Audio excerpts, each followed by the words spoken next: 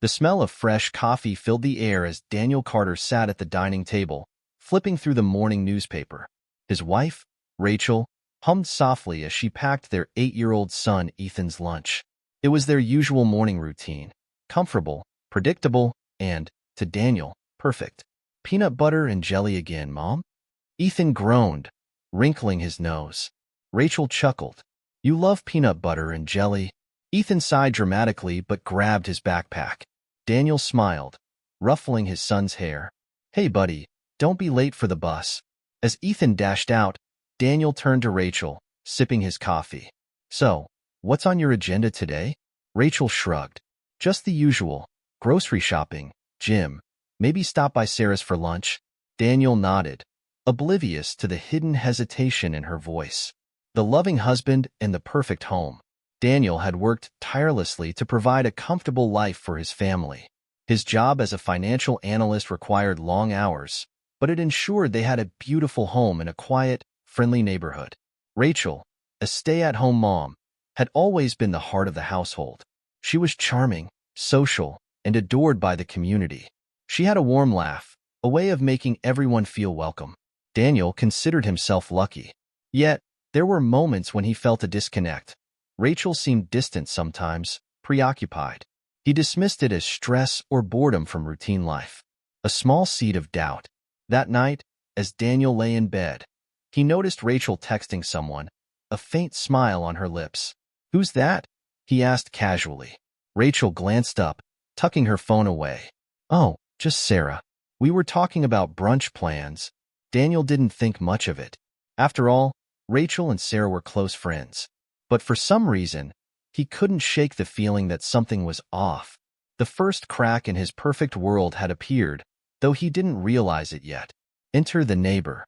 The next afternoon, as Daniel pulled into the driveway, he noticed Mark Evans, their next-door neighbor, helping Rachel bring groceries inside.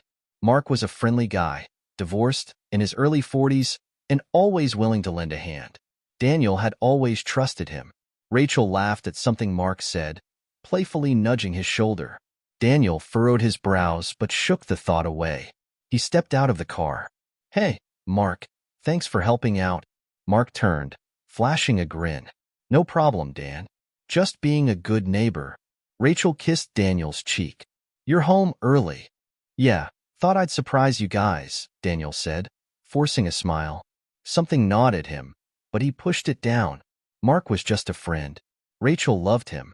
Their life was good. At least, that's what he believed. Over the next few weeks, Daniel couldn't shake the feeling that something was different about Rachel. She was always on her phone, laughing at texts she never shared. She started dressing up more often, even on days when she claimed she was just running errands.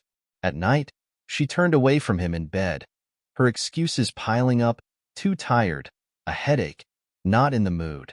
The warmth between them was fading, and Daniel felt it slipping through his fingers. One night, he tried to bring it up. "Rach, is something wrong?" he asked, reaching for her hand as they lay in bed. Rachel hesitated before squeezing his fingers. "No, of course not.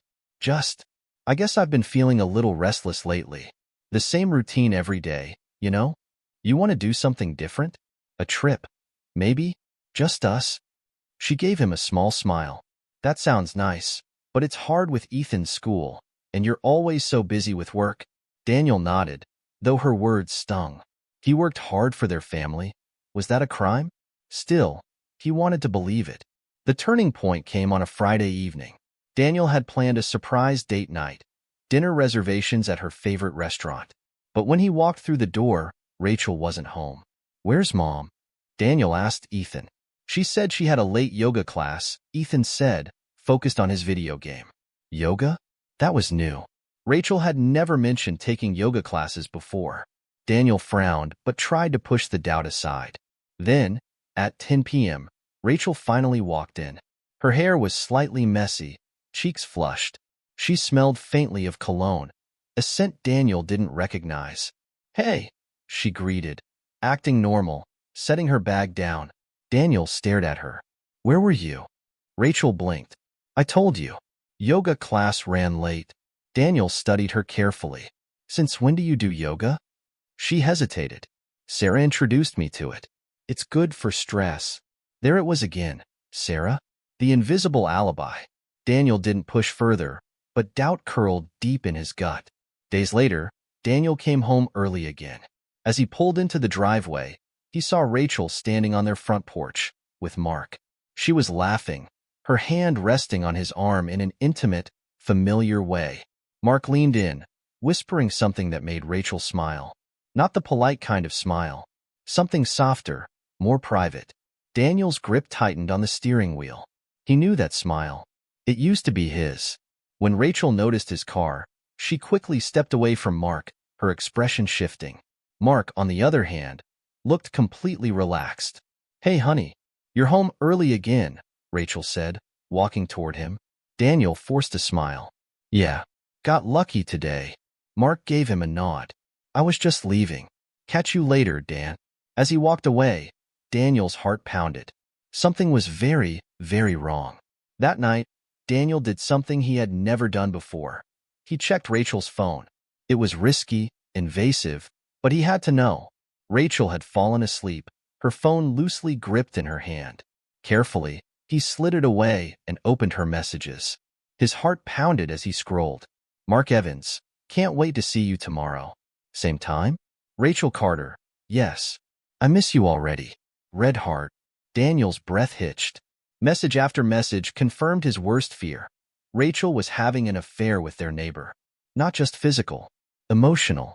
She told Mark she loved him. She told him secrets. She shared her frustrations about Daniel, things she never said to his face. And the worst part? This wasn't new. It had been going on for months. Daniel clenched his fists, his vision blurring with rage. He placed the phone back beside her and left the bedroom, his chest heaving. His marriage was a lie. Daniel barely slept that night. He lay on the couch, staring at the ceiling, his mind racing. The woman he loved, the mother of his child, had been betraying him for months. And with Mark, of all people, he thought about Ethan, about their home, about every moment Rachel had kissed him goodbye while secretly loving another man. By morning, his decision was made. He wouldn't confront her yet, not until he had everything in place. Daniel went about his day as if nothing had changed.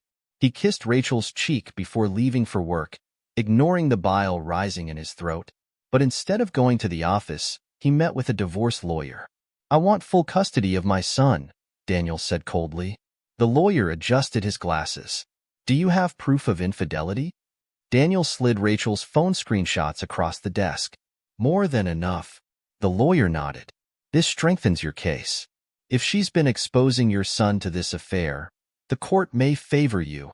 Daniel inhaled sharply. "Good. I want her to lose everything." The lawyer leaned forward. "Are you sure you don't want to confront her first?" Daniel smirked. "Oh, I will. Just not yet."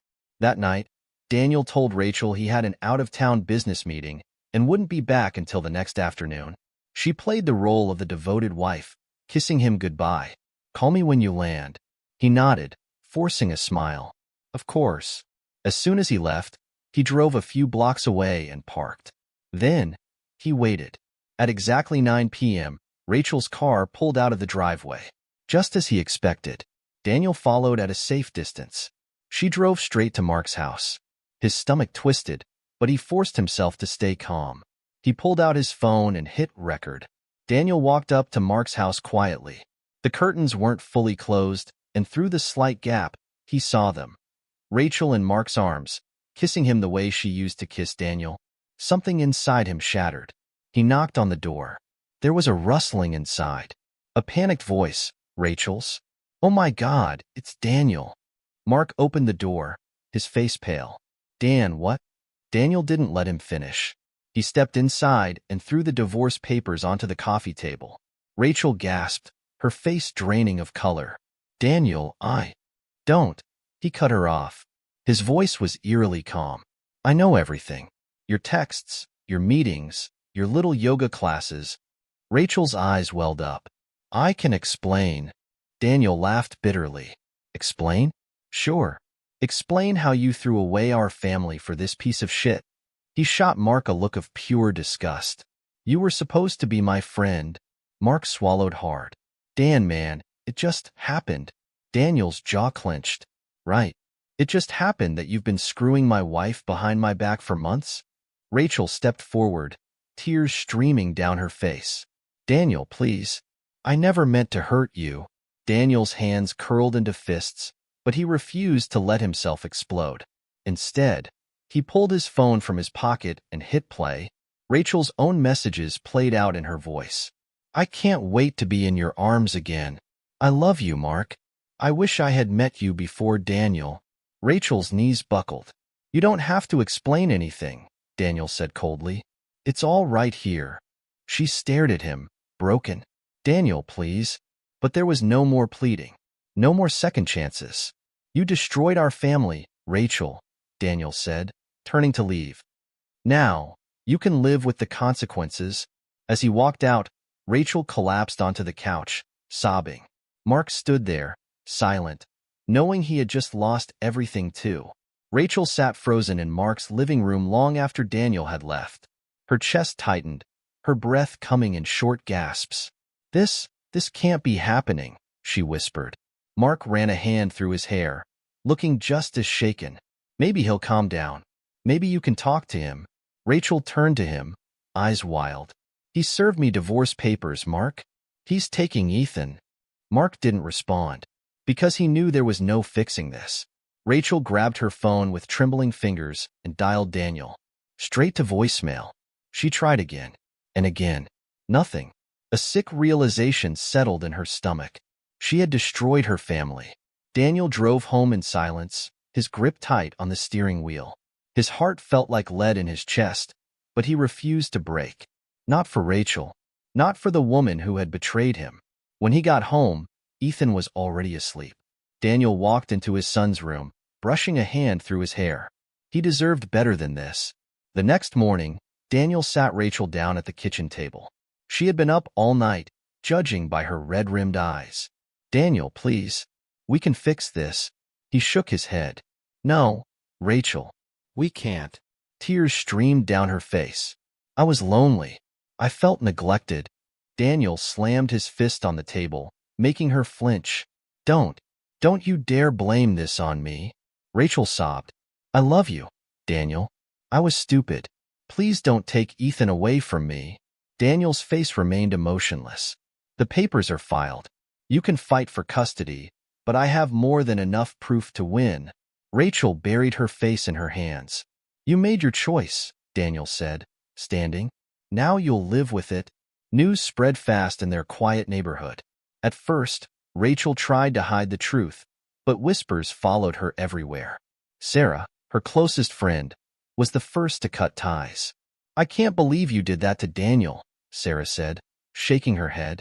Rachel pleaded, Sarah, you don't understand. No, I do, Sarah interrupted. You had a perfect family, and you threw it away. Other friends followed suit.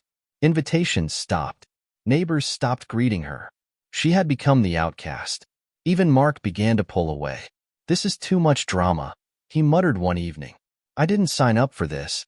Rachel stared at him, heart sinking. Are you serious? Mark sighed. Come on, Rachel. We both knew this wasn't permanent. And just like that, the man she had risked everything for walked away. She had no one left. The house felt emptier than ever. Ethan's laughter no longer echoed through the halls. Daniel had moved out with their son, leaving Rachel alone in the shell of what used to be their home. She sat at the kitchen table, staring at her untouched cup of coffee. This was the life she had chosen, and now she had to live with it. Everywhere she went, she felt the weight of judgment. At the grocery store, neighbors averted their eyes. At the school pickup line, parents whispered. The women who once invited her to brunch no longer acknowledged her existence. She reached out to Mark, but he never answered. He had moved on. One night, desperation overtook her. She sent Daniel a long message, pouring her heart out. I'm sorry for everything. I ruined our family, and I regret it every single day. I don't expect forgiveness, but please, don't shut me out of Ethan's life. I love him more than anything. She stared at the screen, waiting, hoping. Hours passed. Then, finally, 3 dots appeared. Her heart pounded as she read Daniel's reply. Ethan will always be your son. But we are done. There's nothing left to talk about. Rachel clutched the phone, tears slipping down her face. She had begged for another chance, but Daniel had made his decision. And deep down, she knew she deserved this. Daniel adjusted well to life without Rachel. It wasn't easy, but it was peaceful. He focused on his son, making sure Ethan felt loved and secure.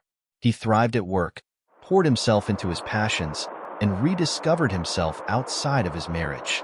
One evening, as he tucked Ethan into bed, his son looked up at him. "Dad, are you happy?" Daniel paused. For the first time in a long time, he actually was. He smiled, smoothing Ethan's hair. "Yeah, buddy, I think I am."